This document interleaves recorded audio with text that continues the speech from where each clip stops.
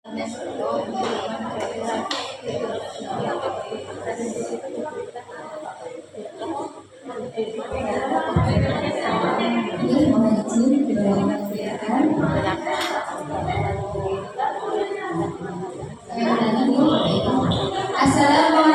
warahmatullahi wabarakatuh.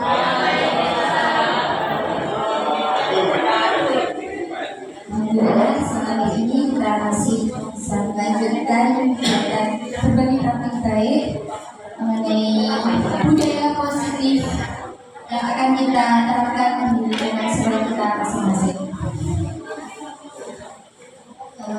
Mohon izin, saya Fitriani dari SDN 3 Remon bersama dengan Bu Dewi Indraningrum hari ini mendapatkan tugas aksi nyata diseminasi budaya positif. Kami di sini bukan merasa paling bisa atau merasa bangga diri karena sudah mengikuti kegiatan CGP ini, tapi kami di sini hanya ingin bertujuan untuk menyampaikan materi yang sudah kami dapatkan dari program Guru Penggerak Angkatan 10. Bapak Ibu, tentunya sudah banyak di tugas ini yang sudah menjadi guru penggerak, dan juga kita tahu bagaimana kinerja Bapak Ibu guru penggerak yang sudah berhasil menjadi guru penggerak. Tentunya mereka berkembang dan kinerja dan profesionalitasnya sebagai seorang guru. Bapak Ibu yang belum mengikuti CGP ini jangan khawatir dan jangan ragu untuk ikut mendaftar menjadi guru penggerak, karena tadi sudah disampaikan oleh Pak Jaka bahwa guru penggerak itu tidak tujuannya tidak untuk menjadi kepala sekolah, tapi tujuannya adalah kita terpanggil, dari dalam hati kita terpanggil bahwa kita sebagai seorang guru itu harus mengembangkan diri. Nah, salah satunya di program guru penggerak ini, Bapak Ibu, testimoni dari saya bahwa ketika selama baru 2 bulan ini saya mengikuti pendidikan guru penggerak ini, banyak sekali ilmu yang saya dapatkan, kemudian juga teman serta pembimbing-pembimbing yang sangat ramah dan sangat membantu dalam saya mengikuti gerakan guru penggerak. Dan salah satunya materi yang kami dapatkan adalah budaya positif. Kalau tadi bersama Bu Dewi sudah disampaikan tentang disiplin positif, kemudian membuat keyakinan kelas. Nanti saya akan memaparkan materi tentang kebutuhan dasar manusia, kemudian 5 posisi kontrol, dan segitiga restitusi. Sangat menarik ya, tadi materi yang disampaikan Bu Dewi sampai ada beberapa pertanyaan yang ternyata juga kita alami di sekolah kita. Nah, oke, Bapak Ibu, masih bisa dilanjutkan? Bisa. Oke. Baik. Di depan ada seorang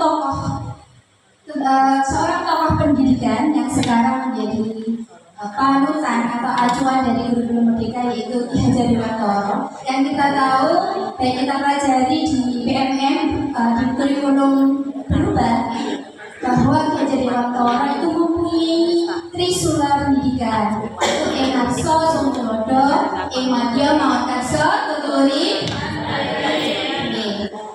Ing Arso Sungtulodo artinya bahwa kita ini sebagai guru sudah memilih, sudah mendedikasikan diri kita ini sebagai seorang guru, sudah bukan pekerjaan yang lain, tapi sebagai guru bahwa kita ini ingat Sungtulodo di depan, kita harus mau menjadi teladan yang baik bagi murid-murid kita. Jadi segala ucapan, segala tingkah laku, dan juga penampilan kita pun juga akan menjadi trendsetter bagi murid-murid kita. Jadi kalau misalkan anak-anak berperilaku yang kurang baik, itu kita pantas berefleksi, karena yang mereka tahu setiap hari itu ya kita sebagai gurunya.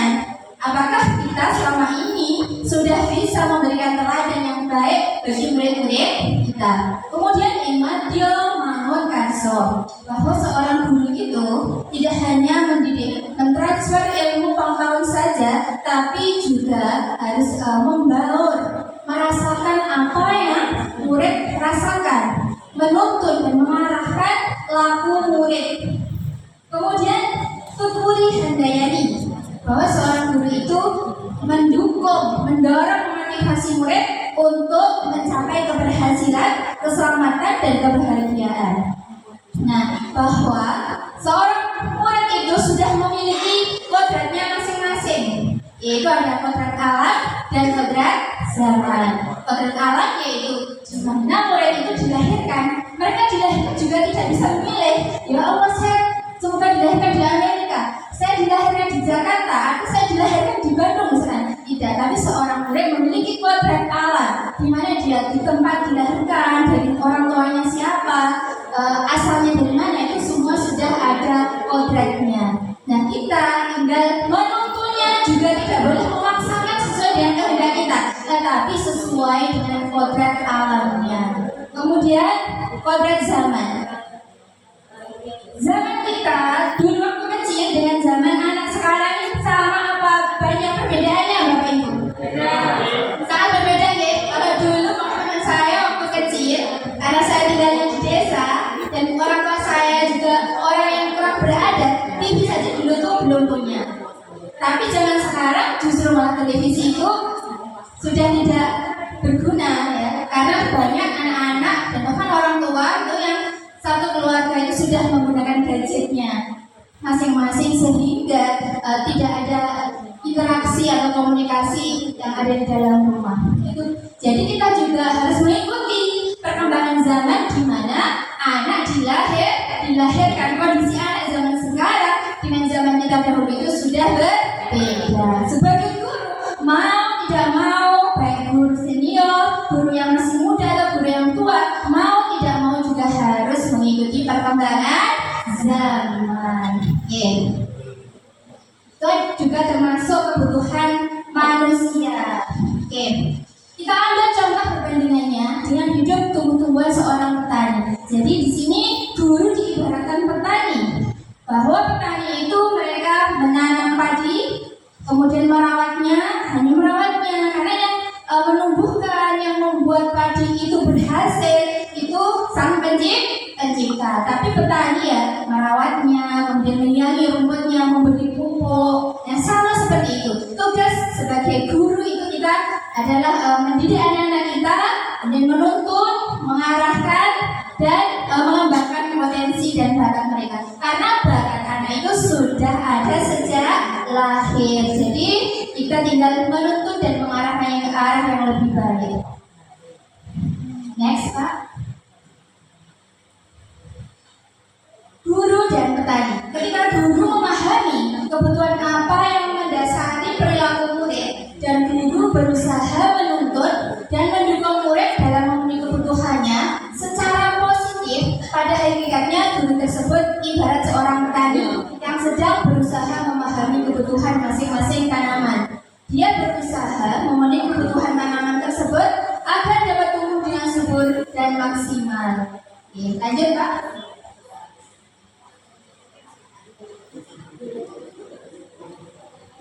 Tadi filosofi dari Dewantara, di sini ada kebutuhan dasar manusia menurut William Glasser, seorang tokoh dari Amerika, bahwa kebutuhan dasar manusia itu adalah seluruh tindakan manusia yang memiliki tujuan. Seluruh itu berarti tindakan yang baik dan buruk ya, seluruh memiliki tujuan tertentu, yaitu untuk memenuhi kebutuhan dasarnya. Ketika kelima kebutuhan dasar telah terpenuhi dengan memadai, maka murid akan tumbuh dengan seimbang dan bahagia. Sebaliknya, jika lima kebutuhan dasar murid tidak terpenuhi dengan baik, maka seseorang akan mengalami emosi negatif seperti bosan, sedih, dan kecewa. Bahkan murid akan dapat melakukan perbuatan yang bertentangan dengan nilai-nilai kebajikan. Apa sajakah lima kebutuhan dasar manusia itu? Next. Antara lain yang pertama adalah survival, bertahan hidup, kebutuhan bertahan hidup. Kemudian yang kedua penguasaan, yang ketiga kebutuhan kebebasan, yang keempat kebutuhan kesenangan, Dan yang kelima, kasih sayang dan diterima. Oke, lanjut Pak. Nah, kebutuhan yang pertama yaitu kebutuhan hidup. Semua orang pasti memiliki kebutuhan dasar yaitu untuk bertahan hidup. Apa saja itu? Tentunya kebutuhan makanan, pakaian, rumah, kesehatan, dan juga rasa aman.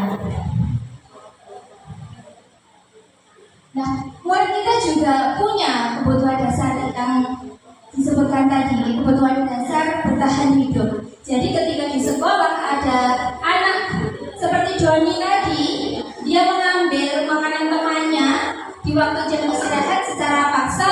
Kira-kira kebutuhan Joni tersebut, kalau ditanya sama bu gurunya, kenapa Joni kok kamu mengambil makanan? Karena tadi pagi saya belum sarapan Bu. Berarti kebutuhan apakah yang dibutuhkan oleh Joni? Kebutuhan bertahan hidup. Jadi sebelum kita menjas anak kita di sekolah, ketika melakukan kesalahan kita harus mengetahui dulu alasannya sehingga kita bisa memberikan tindakan yang tepat dengan segitiga restitusi. Nah, agar mereka dapat belajar dengan baik ketika mereka mengalami kebutuhan untuk bertahan hidup ini, yaitu ya memenuhi kebutuhan tersebut. Kebutuhan pangan, sandang, papan, kesehatan, dan rasa aman harus terpenuhi. Nah, contohnya kalau makanan, pakaian, rumah itu bersama orang tuanya, nih Bapak Ibu. Kemudian kalau di sekolah ini rasa aman penting sekali anak mendapatkan kebutuhan rasa aman. Nah, contohnya sering kita gaungkan stop bullying. Ternyata banyak sekali di sekolah kita ini anak yang merasa tidak aman ketika di sekolah karena mendapatkan bullying, baik dari temannya, bahkan juga dari gurunya, dari mungkin ucapan-ucapan yang dapat membuat anak tersebut menjadi merasa tidak enak atau tersakiti hatinya. Oke, lanjut Pak. Kebutuhan yang kedua adalah kebutuhan kasih sayang. Oke Bapak Ibu, hidup tanpa kasih sayang, hidup tanpa kasih sayang, bagi saya tanpa darah. Semua betul kan? Bagaimana tak berhubungan? Ternyata kasih sayang itu ya kita juga menginginkannya ya. Jadi kasih sayang, kebutuhan kasih sayang itu adalah lain ingin disukai dan diterima, kemudian akrab dengan orang tuanya, belajar karena suka pada gurunya, teman sebaya sangat penting. Kemudian bagi anak itu suka sekali bekerja dalam kelompok. Jadi di sekolah anak itu juga membutuhkan kasih sayang. Sebagai seorang guru kita harus memberikan kasih sayang tanpa memilih anak, ya. Jangan sampai kita pilih kasih terhadap anak, karena semua anak didik kita ini meskipun tidak terlahirkan dari rahim kita, mereka menjadi anak kita ketika di sekolah. Jadi berikan rasa kasih sayang yang tulus kepada anak-anak kita. Agar mereka dapat belajar dengan baik, maka yang pertama guru harus menerima murid apa adanya. Kalau misalkan ada anak yang ke sekolah, kemudian dengan kondisi mereka yang apa adanya, karena latar belakang keluarga atau mungkin kondisi geografis, ya kita harus terima, karena mereka itu murid kita, anak kita ketika di sekolah. Jangan sampai kita melakukan misalkan ada anak yang bajunya kotor misalnya, terus kita memarahinya tanpa mengetahui alasannya. Ya, jadi ya kita terima apa adanya murid kita dengan tulus, dengan ikhlas. Kemudian beri kasih sayang dan perhatian. Kemudian guru bisa menciptakan kesempatan untuk murid berkolaborasi dan memiliki ikatan emosi.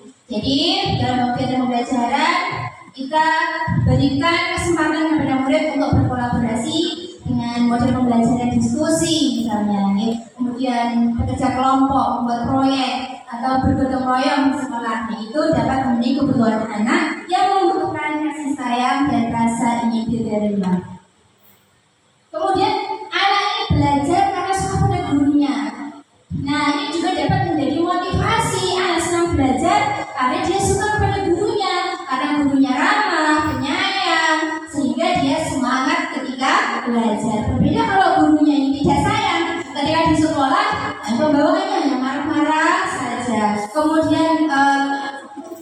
suka ini apa namanya memberikan hukuman, tentu saja anak ya tidak semangat untuk belajar karena gurunya saja tidak sayang. Ya, jadi mari kita jadikan anak didik kita ini ya sebagai anak kita, meskipun mereka bukan dari dalam meskipun anak didik kita ini bukan anak kandung kita. Oke, lanjut. Kebutuhan yang ketiga adalah kebutuhan penguasaan.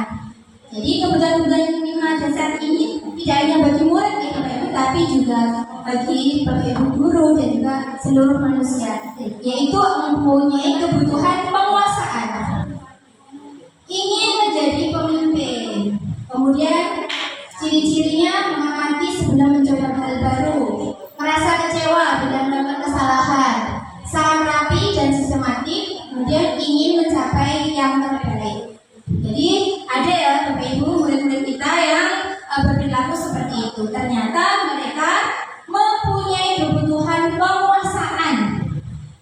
Agar murid dapat belajar dengan baik, sebagai guru yang harus kita lakukan yaitu satu, guru mau menjadi pendengar yang baik saat murid menyampaikan keluh kesahnya dan ide-ide cemerlangnya. Jadi kalau ada anak yang suka bercerita, itu kemungkinan anak ingin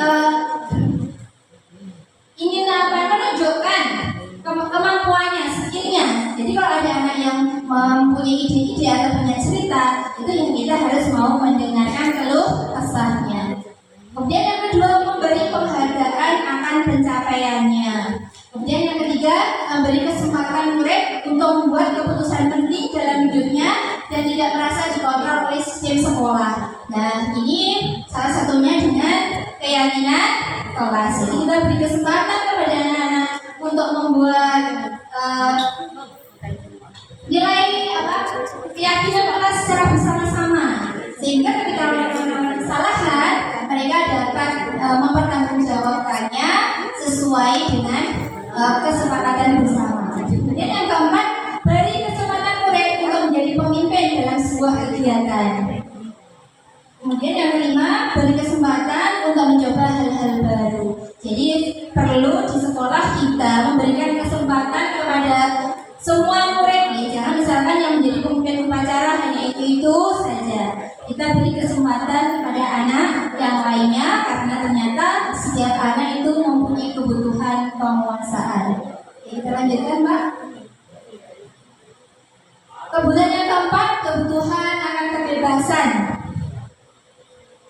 Kebutuhan akan kebebasan pada dasarnya adalah kebutuhan untuk mandiri, memiliki otonomi, memiliki pilihan, dan mampu mengendalikan arah hidupnya sendiri. Ciri-cirinya yaitu menginginkan pilihan, perlu bergerak, suka mencoba-coba, tidak terlalu terpengaruh oleh orang lain, dan senang mencoba hal baru dan menarik. Agar murid dapat belajar dengan baik yang dilakukan oleh guru, yaitu satu, murid harus diberi kesempatan untuk membuat pilihan dan bertanggungjawabkan atas pilihan yang diambil. Kemudian yang kedua, diberi kesempatan untuk berani mengeluarkan pendapat dengan percaya diri. Diberi kebebasan untuk mencoba hal-hal yang baru. Kemudian yang keempat, kita melakukan pembelajaran berdiferensiasi dan juga pembelajaran dengan metode yang beragam. Ternyata anak-anak didik kita yang masih SD ini adalah usia-usia mereka untuk bermain. Jadi cocok sekali mereka membutuhkan kebebasan, kegiatan yang menyenangkan. Mereka suka bergerak-gerak. Nah tentunya sebagai guru ya kita harus sering memberikan masa kesenangan, misalkan SBK saat pembelajaran, kemudian metode pembelajaran yang bervariasi, kemudian pembelajaran dengan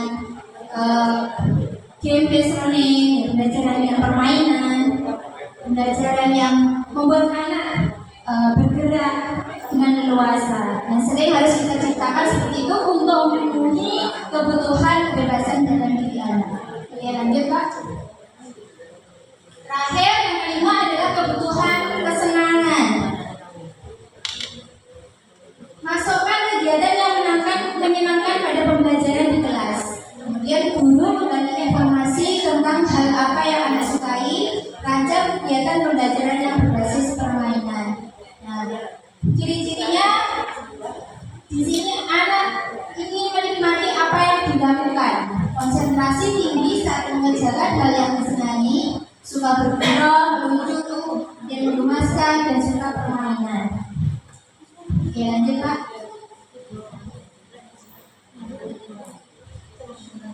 Nah, bagaimana kita sebagai guru untuk mengetahui kebutuhan dasar murid tersebut? Kita harus memahami sikap dan alasan dibalik tingkah laku mereka. Bila murid berperilaku buruk atau melanggar aturan sehingga tindakannya yang tidak sesuai dengan nilai-nilai kebajikan, maka guru harus mencari tahu alasan yang mendasari tindakan tersebut. Kebutuhan yang tidak terpenuhi akan dapat berakibat pada perilaku yang berdampak buruk. Melalui pendekatan disiplin positif, murid dapat diajak bersikap reflektif dalam mengenali kebutuhan-kebutuhan yang berusaha mereka penuhi dan mendasari tindakan mereka. Jadi penting bagi kita, Bapak Ibu, untuk mengetahui kebutuhan dasar yang dibutuhkan oleh murid kita. Saat mereka mungkin melakukan kesalahan, kita harus mencari tahu dulu apa alasannya. Karena setiap tindakan itu ada tujuannya. Oke, lanjut. Lanjut, Pak. 5 posisi kontrol guru. Kalau kita tadi sudah mengetahui disiplin positif, kemudian sudah membuat keyakinan kelas, kita juga perlu mengetahui posisi kontrol guru. Next, Pak. Posisi kontrol guru ada 5, Bapak Ibu. Yang pertama sebagai penghukum, yang kedua pembuat rasa bersalah, kemudian yang ketiga sebagai teman, sebagai pemantau, ataukah sebagai manajer. Di sini kita berefleksi, ya, mari sama-sama refleksi. Jadi nanti kita refleksi ada di posisi manakah kita sekarang ini, apakah berada di posisi penghukum, membuat rasa bersalah, atau sebagai teman, sebagai pemantau, dan sebagai manajer. Ya, mari kita temukan manakah yang posisi yang terbaik yang harus kita berikan kepada peserta didik kita di sekolah. Ya, lanjut. Yang pertama, posisi penghukum. Seorang penghukum bisa menggunakan hukuman fisik maupun verbal. Jadi hukuman ini ternyata tidak hanya berupa fisik saja, ternyata juga berupa ancaman, berupa verbal. Dengan nada suara yang tinggi, ya, dengan menghujat, menunjuk-nunjuk, berkaca pinggang, membentak, menyakiti, dan juga verbal. Hukuman bisa berupa fisik dan psikis. Jadi posisi penghukum ini, ya, sudah sangat jelas, ya, Bapak Ibu. Jadi kita sudah tahu di manakah kita waktu berada di posisi penghukum, yaitu saat kita membentak murid kita, kemudian kita menyakitinya baik fisik maupun psikisnya. Dan ternyata sebagai posisi penghukum itu memiliki dampak yang buruk bagi murid, karena di situ murid berada di posisi identitas gagal. Murid menjadi pendendam. Dan Bapak Ibu, ketika murid kita hukum, pasti mereka senang apa sedih? Sedih, ya, pasti mereka sedih, bahkan akan memiliki sikap yang dendam. Tentunya Bapak Ibu pasti masih mengingat sampai sekarang pernah dihukum oleh guru kita di waktu SD, sampai sekarang itu masih teringat-ingat. Karena kalau kita memberikan hukuman kepada anak itu akan membekas dalam diri kita dan akan teringat terus. Bahkan ada yang tidak menyukai guru atau mata pelajarannya diampu, sehingga anak kurang semangat dalam belajar dan tidak menyukai mata pelajaran yang diberikan oleh guru itu. Sudah malas mau belajar, ya? Murid akan cenderung memberontak. Tentunya tidak memberikan solusi, malah menambah permasalahan yang baru. Dan kalau mereka sudah sebel sama gurunya, tentunya mereka juga akan mengungkapkan perkataan-perkataan yang kurang baik, akan mendoakan kita yang kurang baik. Nah, seperti itu. Maka dari itu pantas kita hindari, Bapak Ibu, mulai sekarang kita kurangi, ya, kita kontrol diri kita ini untuk tidak memberikan hukuman yang berat kepada anak-anak didik kita. Dan kita selalu didoakan yang baik-baik. Dan selalu diingat nanti kalau kita sudah tidak menjadi guru lagi, anak didik kita nanti akan masih mengingat, oh ya dulu saya belajar sama bapak itu dan saya senang diajarnya. Sama seperti dulu ketika saya masih di SD, saya mendapat seorang guru wali kelas yang ramah, yang sangat peduli terhadap anak didiknya. Sampai sekarang saya masih teringat dan menjadi motivasi saya untuk menjadi seorang guru. Oke, next Pak. Pembuat merasa bersalah, yaitu pada posisi ini biasanya guru akan berbicara dengan nada tenang. Berbicara dengan nada kasar, seorang pembuat merasa bersalah ini bicaranya dengan nada yang tenang, cenderung lembut, namun kata-kata yang diucapkannya membuat murid merasa menjadi orang gagal. Guru akan menyatakan hal-hal yang merasa kesalahan ada pada murid dengan membuat guru menderita. Ayo dikerjakan, nanti kalau tidak dikerjakan saya dapat teguran dari kepala sekolah. Kayak gitu. Jadi murid melakukan tugas tersebut, mengerjakan tugas tersebut bukan karena inisiatifnya sendiri, tetapi karena dia tidak ingin kesalahannya itu akan membuat orang lain menjadi menderita. Dampak posisi buat merasa bersalah bagi murid yaitu yang pertama, murid akan merasa bersalah. Murid akan menganggap dirinya yang bersalah dan ia akan menyimpan emosi negatif tersebut di dalam dirinya. Murid merasa tidak berharga karena telah mengecewakan orang yang disayanginya. Nah, kadang kita dengan ada yang tenang, tetapi kalau kita sering menyalahkan murid juga akan merasa bahwa dirinya itu selalu yang masalah.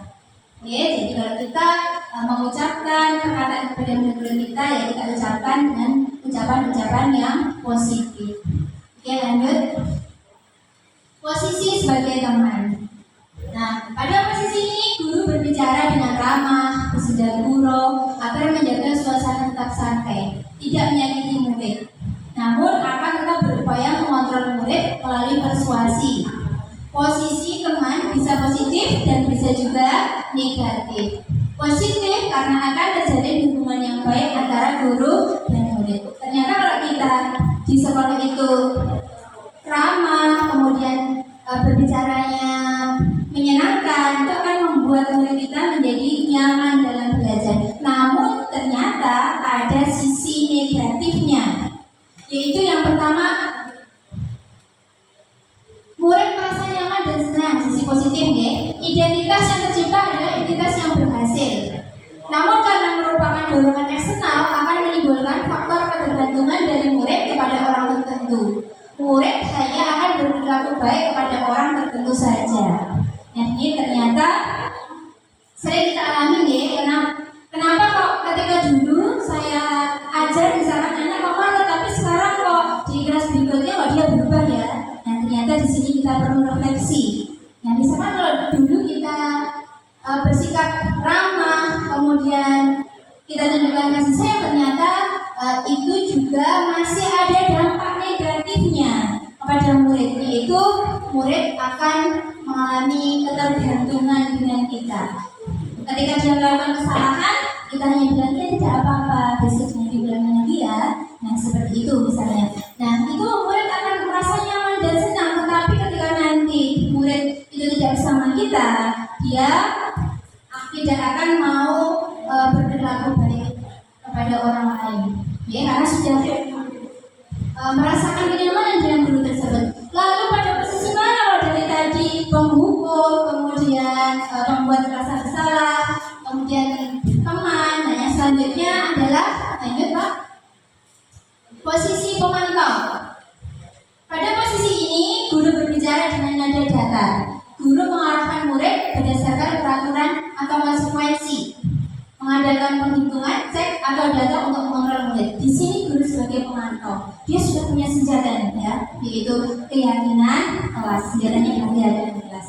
Tetapi dalam membuat keyakinan kelas itu tidak berpihak kepada murid. Apa yang diinginkan murid disetujui. Ya, ini misalkan kalau datang terlambat, lari keyakinan kelas, tetapi guru memberikan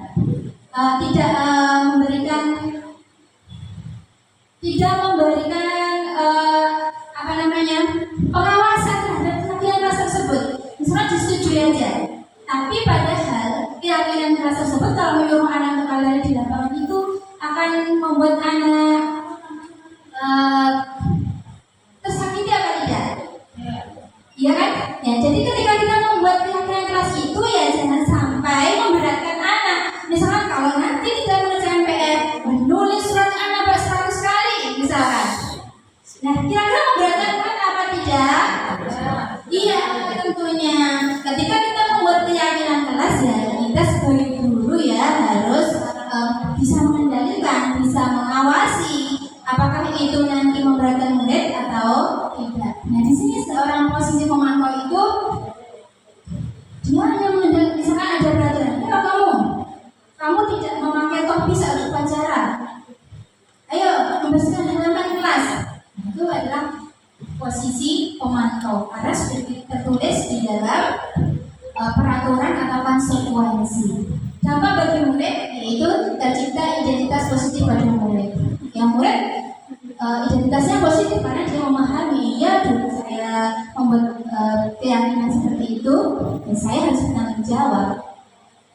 Murid akan menghitung konsekuensi atau hadiah tanpa memahami sepenuhnya nilai kebajikan yang dituju dan tidak sepenuhnya mandiri. Jadi ketika mereka melaksanakan konsekuensi tadi, mereka itu tidak ditanyai apa alasannya ketika dia melakukan kesalahan tersebut, kemudian tidak diajak berdialog secara pendekatan emosional, tidak dicari tahu apa alasannya, dan juga tidak mencari solusi bersama-sama. Itu dampaknya hanya eksternal, bukan internal, sehingga anak itu tidak akan lama, okay? Rasa kedisiplinannya itu tidak akan lama. Oke, lanjut Pak. Posisi yang terakhir yaitu sebagai manajer. Pada posisi ini guru bersuara netral, tidak emosional, tidak terlalu ramah, dan tidak bernada tinggi. Mempersilahkan murid mempertanggungjawabkan perbuatannya, mendukung murid dan berkolaborasi untuk menemukan solusi dari permasalahannya sendiri. Dengan tulus, guru mengajukan pertanyaan-pertanyaan bermakna untuk membuka pikiran murid. Jadi pada posisi manajer ini, guru ketika mengatasi sebuah permasalahan, guru memilih menjadi posisi manajer, yaitu dengan berkolaborasi bersama murid untuk menemukan solusi dari permasalahan anak tersebut. Jadi solusi tersebut bukan dari gurunya, tetapi dari peserta didik itu sendiri. Dampak bagi murid yaitu tercipta identitas positif. Murid akan memiliki sikap disiplin positif, yaitu bertanggung jawab, mandiri, dan dapat memecahkan masalah. Murid dapat berefleksi akan tindakannya. Nah, pada posisi manajer ini yaitu guru menerapkan segitiga restitusi. Jadi nanti saat guru menerapkan segitiga restitusi, berarti guru sudah memposisikan diri sebagai seorang manajer. Tidak hanya menggali apa alasan siswa tersebut melakukan kesalahan, tetapi juga memvalidasi tindakan tersebut, kemudian bersama-sama dengan siswa mencari solusi yang terbaik bagi murid dan juga bagi semuanya. Karena di sini nanti murid secara sadar, secara ikhlas, solusi tersebut itu muncul dari dalam hatinya, sehingga anak itu akan muncul kemandirian, bertanggung jawab, dan mampu memecahkan masalah yang sedang dialaminya. Oke, dilanjutkan Pak. Ibu dan Bapak guru hebat, setelah mengetahui 5 penerapan posisi logam tadi, kira-kira posisi mana yang paling ideal? Posisi manajer. Kenapa Bu kok memilih posisi manajer?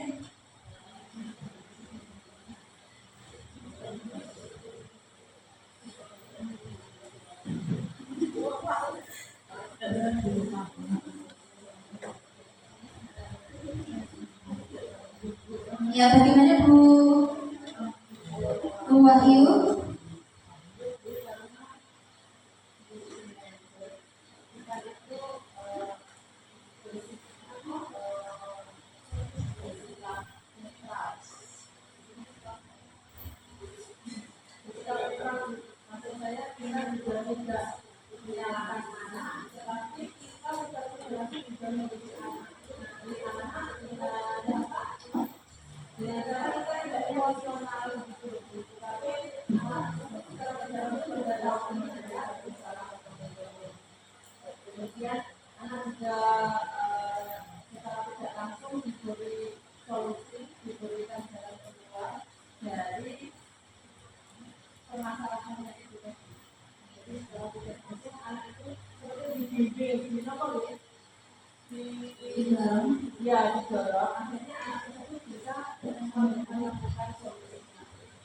Terima kasih Bu Wahyu. Ya, posisi yang dapat menunjang motivasi intrinsik murid. Apakah posisi manajer itu dapat menunjang motivasi intrinsik murid? Bisa ya, karena tadi anak mengutarakan apa yang dia lakukan, alasannya apa, kemudian dia juga menganalisis dia itu melanggar keyakinan kelas yang mana, kemudian mencari solusinya secara mandiri dengan bimbingan guru juga dari permasalahan yang ada. Next. Nah Bapak Ibu, mari kita berefleksi. Berada di posisi kontrol manakah diri kita sekarang yang sering kita lakukan? Apakah sebagai penghukum, apakah sebagai memantau, terus membuat rasa bersalah, ataukah sebagai teman, ataukah sebagai manajer? Ya, oke. Ya.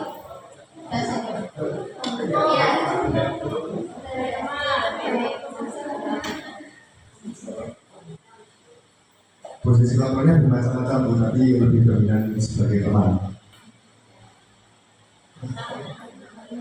Tidak, apa sih? Terima kasih. Very kemudian sebagai teman. Kalau saya sendiri juga pernah ya lima-limanya, saya pernah menghukum, saya juga pernah merasa bersalah jadi seorang teman bagi murid. Dan sekarang setelah saya tahu ternyata posisi yang terbaik adalah posisi manajer, dan ke depan mari kita sama-sama merubah ke arah yang lebih baik, yaitu memposisikan diri kita sebagai seorang manajer. Karena pada posisi manajer ini kita diminta untuk bisa mengontrol diri kita. Dan seperti tadi, yang bisa mengontrol diri kita itu adalah diri kita sendiri. Jadi saat kita marah, ya kita kontrol emosi kita, ya, supaya kita dapat memberikan dan membimbing anak kita ini dengan sebaik-baiknya. Ya, lanjut. Nah tadi, ya, segitiga restitusi yang tadi kita sudah gaungkan ya sejak awal tadi. Apa toh segitiga restitusi ini? Ya, lanjut Pak. Bahwa segitiga restitusi ini adalah salah satu cara kita berada di posisi manajer untuk memberikan bimbingan kepada murid kita dalam mengatasi permasalahannya. Segitiga restitusi adalah proses menciptakan posisi bagi siswa untuk memperbaiki kesalahan mereka, sehingga mereka bisa kembali kepada kelompoknya dengan karakter yang lebih kuat. Restitusi dapat membantu siswa menjadi lebih mempunyai tujuan disiplin positif dan memaafkan dirinya ketika berbuat kesalahan. Restitusi menguntungkan si korban dan si pembuat masalah. Nah, jadi tadi ada hukuman, kemudian ada konsekuensi, dan juga ada restitusi. Kalau hukuman itu akan berdampak negatif, kemudian kalau konsekuensi itu berdampak positif tapi masih lemah. Nah, kalau restitusi itu berdampak positif dan akan lebih menguatkan karakter murid. Restitusi ini juga akan membuat si korban dan juga si pelaku itu sama-sama menang. Karena yang korban itu mendapatkan keadilan, kemudian yang pelaku itu dia juga akan mempertanggungjawabkan, namun sesuai dengan keyakinannya, solusi yang dia buat itu merupakan dari dalam dirinya sendiri. Oke, next Pak. Langkah-langkah melakukan segitiga restitusi yaitu yang pertama menstabilkan identitas, kemudian yang kedua memvalidasi tindakan yang salah, kemudian yang ketiga menanyakan keyakinan. Oke, yang pertama menstabilkan identitas, validasi, kemudian menanyakan keyakinan. Oke, lanjut Pak. Menstabilkan identitas identitas, yaitu berdasarkan prinsip membuat kesalahan adalah bagian dari proses pembelajaran, di mana tujuannya adalah untuk membuat anak yang merasa bersalah menjadi positif terhadap dirinya. Kita kan manusia nih Bapak Ibu, bahwa manusia itu tidak ada yang sempurna. Setiap orang pasti melakukan kesalahan, tidak hanya murid, tapi kita juga pernah melakukannya. Nah, saat kita menstabilkan identitas, jadi ketika kita memanggil anak dalam ruangan kita, tentunya kita tidak langsung menanyakan kamu tadi berbuat apa, tidak seperti itu. Ya, kita stabilkan dulu, kita tenangkan dulu, ya, dengan contoh pertanyaan, memberikan pernyataan bahwa membuat kesalahan itu adalah sesuatu yang wajar. Kemudian manusia itu tidak ada yang sempurna. Kita katakan seperti itu kepada murid kita. Kita pasti bisa menyelesaikan permasalahan ini. Saya tidak menanyakan kesalahannya. Ibu atau bapak tidak mau mencari siapa yang salah, tetapi ibu dan bapak ingin mencari solusi dari permasalahan ini. Kamu berhak merasa begitu. Atau kita pasti bisa menyelesaikan permasalahan ini. Jadi ketika kita menstabilkan identitas, kita akan membuat anak merasakan bahwa seorang manusia itu pasti berbuat salah dan pasti ada solusi dari permasalahan tersebut. Oke, lanjut Pak. Yang kedua, validasi tindakan yang salah. Tujuannya adalah membantu siswa mengenali kebutuhan yang ingin dicapainya ketika dia melakukan kesalahan. Jadi kita harus mencari tahu kenapa kok dia melakukan kesalahan tersebut. Misalkan dengan pertanyaan, kamu pasti punya alasan mengapa kamu melakukan hal itu. Atau padahal kamu bisa melakukan yang lebih buruk dari ini ya. Atau kamu patut bangga karena telah melindungi sesuatu yang penting buat kamu melakukannya karena mempertahankan sesuatu yang penting bagimu. Itu adalah contoh-contoh kalimat yang merupakan validasi tindakan yang salah. Kemudian next, menanyakan keyakinan. Langkah ketiga setelah kita memvalidasi tindakan, kita tanyakan keyakinan kelas. Berdasarkan prinsip teori kontrol bahwa pada dasarnya kita termotivasi secara intrinsik. Jadi pada menanyakan keyakinan kelas ini nanti kita akan mendorong anak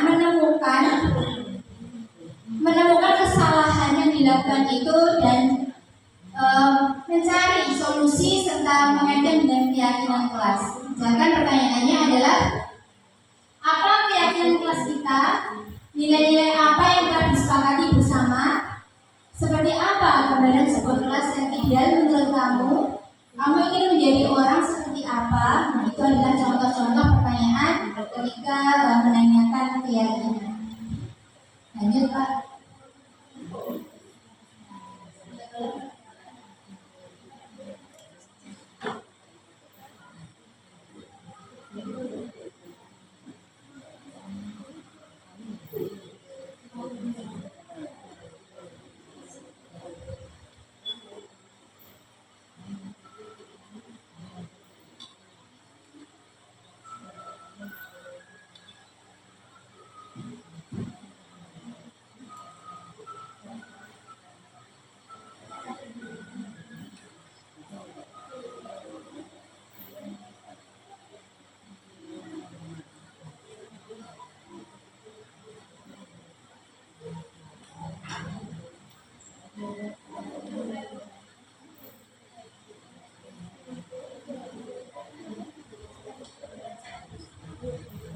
Ya Bapak Ibu, ini adalah praktik baik yang sudah saya terapkan di sekolah saya ketika saya menemui permasalahan yang ada di kelas saya, yaitu ketika waktu itu saya mendengar laporan dari siswa saya bahwa murid saya yang bernama Amel itu mencoret-coret meja.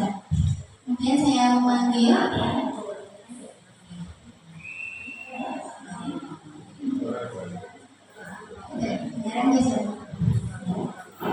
yaitu memanggil Amel dalam kelas. Ya, saat istirahat saya melakukan dialog dengan berdua dengan anak yang melakukan kesalahan tersebut. Saya menanyakan, yang pertama yang saya tanyakan, bagaimana kabarnya Amel, apakah kamu sehat hari ini? Ya Bu, saya sehat. Mohon maaf ya, saya mengganggu waktu sebentar.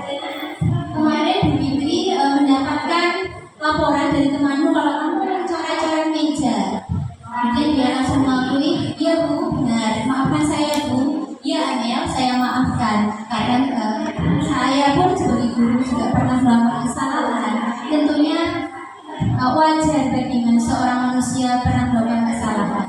Nah, mungkin saya mau validasi tindakan dengan cara menanyakan kepada Amel. Amel, kenapa kamu melakukan hal tersebut? Kemudian Amel menjawab, Ibu, saya melakukan tersebut karena iseng dulu. Ya, seperti itu jawabannya. Oh, karena iseng. Ya, oke. Kalau Ibu lihat, sepertinya kamu itu suka sekali menggambar. Iya, Bu, saya suka sekali menggambar anime, Bu, katanya. Wah, bagus sekali ya kalau kamu mempunyai kesukaan menggambar. Suatu saat kalau kamu menggambar dengan baik, insya Allah kamu akan menjadi seorang pelukis yang terkenal. Ya, seperti itu. Kemudian, namun Amel, menurut kamu, apakah tindakanmu itu melanggar keyakinan apa tidak? Ya, bertanya seperti itu untuk menanyakan keyakinan kelas. Ya, Bu, saya melanggar keyakinan kelas, yaitu merusak fasilitas sekolah. Seharusnya saya tidak melakukan itu karena fasilitas sekolah itu milik kita bersama. Seperti itu. Oke, Amel. Terus apa yang akan kamu lakukan selanjutnya? Karena saya suka menggambar, Bu, saya nanti akan mengikuti ekstra kesenian yang ada di sekolah. Jadi saya tidak akan lagi mencoret-coret di meja karena itu perbuatan yang tidak baik. Terus karena sekarang mejanya sudah kotor, apa rencanamu selanjutnya? Ya, Bu, karena mejanya kotor, saya akan bertanggung jawab. Besok saya akan mencat mejanya. Saya tanya, benarkah? Ya, Bu. Nah, terus bagaimana dengan catnya? Dia sendiri yang bilang kalau di rumah ternyata masih ada sisa cat yang ayahnya punya dan besok akan dibawanya. Saya tanya lagi, kapan kamu akan mulai mengecatnya? Saya akan mulai mengecat insya Allah besok. Baik, Amel, terima kasih kamu sudah mengkonfirmasi atas perbuatan yang kamu lakukan. Semoga lain kali Amel tidak melakukan hal yang sama. Terima kasih karena kamu sudah menemukan solusi dari permasalahanmu. Ke depan jangan diulangi lagi ya. Itu saya bilang. Terima kasih. Silakan kembali beristirahat. Itu tadi ya, Bu, untuk ceritanya. Mohon maaf karena tadi tidak ada suaranya. Jadi ketika kita melakukan segitiga restitusi itu secara langsung kita melakukan pendekatan secara personal. Jadi kita menanyai anak tersebut itu tidak di forum kelas atau ketika ada teman-temannya, karena hal tersebut itu dapat membuat anak menjadi malu. Kadang juga tidak jujur karena dia malu kepada teman-temannya. Jadi sebaiknya kalau ada anak yang bermasalah, ya kita panggil, kita bukan pendekatan secara personal, kemudian kita berlaku sebagai manajer. Ya, tidak langsung membentak-bentak atau menyalahkan anak tersebut. Karena setiap kesalahan itu ternyata ada pembelajaran. Oke, lanjut, Pak. Nah, bagaimana cara kita mewujudkan budaya positif di sekolah? Yaitu yang pertama, mulailah dari diri sendiri. Jadi budaya positif itu kalau kita sudah tahu, oh ya ternyata nilai-nilai kebajikan itu adalah yang seperti ini. Ya, kita mulai dari diri kita sendiri. Kalau misalkan di lingkungan sekolah kita ini ya, karena yang punya karakter, kemudian beragam, latar belakang, dan yang penting dimulai dari diri kita sendiri terlebih dahulu. Kemudian yang kedua, libatkan orang-orang kunci. Nah, kemudian kalau sudah dimulai dari diri kita, ya mari kita ajak teman kita, rekan-rekan kerja kita untuk bersama-sama menciptakan budaya positif di sekolah. Atau kita bisa mengusulkan untuk membuat program-program sekolah yang dapat menerapkan budaya positif di sekolah. Misalkan ya kegiatan pembiasaan pagi atau kemudian sholat duha itu sudah kita lakukan di sekolah kita ya Bapak Ibu. Dan ini bisa ditambahkan program-program yang lain yang dapat meningkatkan budaya positif di sekolah. Kemudian lakukan sekarang dan selalu. Ya, kita lakukan selalu secara konsisten. Kemudian hadirkan rasa memiliki dengan membuat kesepakatan bersama. Nah, kalau tadi Pak Mamuji mengatakan bahwa ada peraturan sekolah dan ada keyakinan kelas. Nah, setelah kita tahu budaya positif itu berasal dari usulan dari berbagai pihak oleh warga sekolah, ya berarti peraturan sekolah tersebut ya mari kita rubah sebelum kita membuat peraturan yang hendaknya kita bicarakan bersama-sama. Mungkin peraturan-peraturan yang ada dulu itu hanya copy paste atau mungkin juga mengambil dari internet. Tentunya itu kurang relevan dengan kondisi sekolah kita. Tentunya peraturan sekolah itu ya bisa dirubah dengan keyakinan sekolah yang dimana sebelum kita membuatnya itu kita mengajak diskusi seluruh pihak-pihak terkait, bisa guru, kemudian penjaga, juga wali murid, komite, dan juga dari anak-anak. Dia ciptakan lingkungan yang mendukung. Yang keenam, tentukan akar permasalahan sebelum menemukan solusi. Jadi kalau kita menemukan permasalahan, ya kita lakukan segitiga restitusi. Bapak Ibu, sebenarnya sudah ada penutupnya, itu berarti bahwa materi yang kami sampaikan pada hari ini sudah selesai. Sebelumnya bahwa disiplin budaya positif tadi itu ada beberapa tindakan yang bisa kita lakukan, antara lain adalah disiplin positif, kemudian menerapkan keyakinan kelas, kemudian mengetahui kebutuhan dasar manusia, kemudian menerapkan posisi kontrol yang terbaik yaitu sebagai manajer. Kemudian saat kita menghadapi permasalahan, kita bisa menjadi seorang manajer dengan melakukan segitiga restitusi. Di mana budaya positif itu Bapak Ibu tidak bisa dilakukan oleh seorang diri, tidak bisa saya sendiri, tidak bisa Bu Dewi misalnya, tetapi perlu dukungan, perlu kolaborasi, perlu saling bergandengan tangan untuk mewujudkannya. Nah, semoga apa yang kita lakukan ini kita lakukan dengan ikhlas, karena kita akan mengharapkan ridho dari Allah, dan kita menjadikan seorang anak itu bukan sebagai objek pembelajaran, tapi kita jadikan sebagai subjek pembelajaran.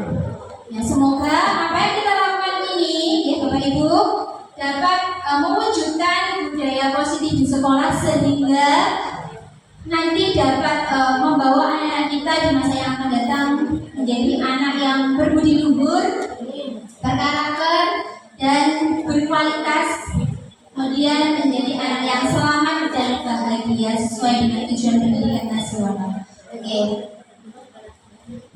Ini dalam penerapan program disiplin positif, guru menjadi standar kepribadian profesional yang baik dan sebagai mengomong murid ya, menuntut murid-muridnya menjadi insan yang mandiri, merdeka, dan bertanggung jawab. Tentunya tadi Bapak Ibu dimulai dari diri kita sendiri. Kemudian kalau sudah satu visi, ya mari kita bergandengan tangan. Kalau Bapak Ibu setuju tidak kalau sekolah kita ini menerapkan budaya positif? Setuju. Kalau sudah setuju berarti sudah satu visi ya Bapak Ibu. Mari kita bergandengan tangan, berkolaborasi dan saling mendukung. Demikian Bapak Ibu, terima kasih atas waktunya, terima kasih atas berkenan mendengarkan penyampaian pemaparan diseminasi budaya positif dari kami. Terima kasih, mohon maaf atas segala kekurangan, atas segala kesalahan selama dari pagi tadi sampai siang ini. Semoga apa yang kami sampaikan dapat bermanfaat dan juga dapat membangkitkan semangat Bapak Ibu guru dalam mendidik putra-putrinya di sekolah. Terima kasih. Wassalamualaikum warahmatullahi wabarakatuh. Dengan aplaus yang luar biasa.